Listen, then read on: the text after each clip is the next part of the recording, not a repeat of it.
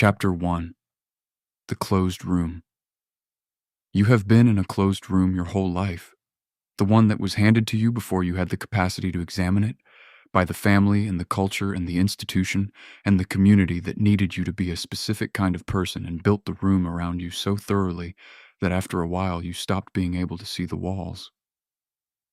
The room has rules, not written rules. The rules you absorbed before you had language for them. In the way the room went quiet when you cried past a certain age, in the way the question of how you were feeling was not asked with the expectation of a real answer, in the way the men around you modeled the correct performance of having everything under control and not needing anything, and knowing where they stood, and in the way the deviation from that performance was met with something that was not quite contempt and not quite concern, but somewhere in between, the specific social signal that said, "That is not how this is done here." You learned which parts of yourself were the wrong kind, not the parts that were aggressive or competitive or confident or driven. Those were fine. Those were encouraged. Those were the parts the room was built for. The ones that wanted to sit with something for a while instead of solving it. The ones that felt the loss more than they were supposed to feel it, and for longer than was acceptable. The ones that were moved by things the framework had no category for being moved by. The ones that suspected, quietly and persistently, that the room was smaller than what was actually inside you. And here's the thing nobody told you about parts that learn to wait outside. They do not disappear. They go underground. They find other ways to speak.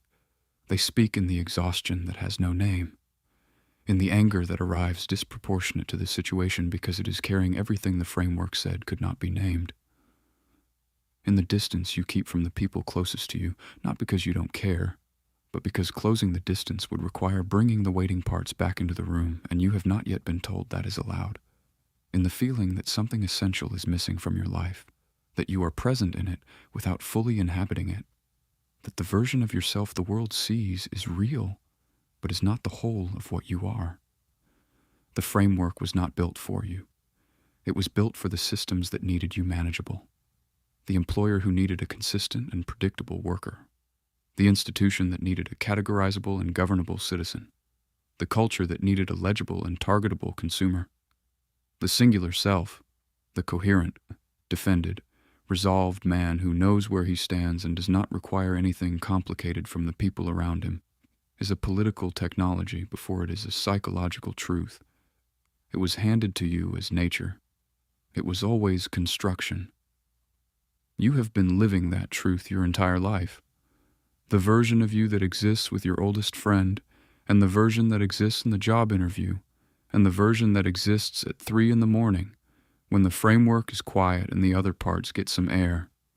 These are not performances of a singular self in different contexts. They are the plural self expressing different registers of a chorus that has always been larger than any single room could hold. The room told you the chorus was the problem. The chorus was never the problem. The room was too small. Here is the lie in its clearest form. Strength is the absence of need. You know this one in your bones, before language, in every interaction that rewarded the self-sufficient version of you and grew uncomfortable around the version that needed something. In every culture that praised the man who pushed through and went quiet about the cost. In every relationship that relied on you to be the stable one, the one who had it together, the one who did not add to the weight in the room. The lie is elegant because it contains a partial truth. Reliability matters. The capacity to function under pressure matters. The ability to show up for the people who need you without collapsing into your own needs at the wrong moment. This is a real and valuable thing, and this book is not asking you to put it down. But the lie takes that partial truth and extends it past its legitimate territory into a total claim. Not just that you can function under pressure, but that the pressure itself should not be felt. Not just that you can show up for others, but that you should not need others to show up for you. Not just that you can hold things together, but that the holding should be effortless. And if it is not effortless, the failure is yours, a deficiency in the man, rather than evidence that the load was genuinely heavy.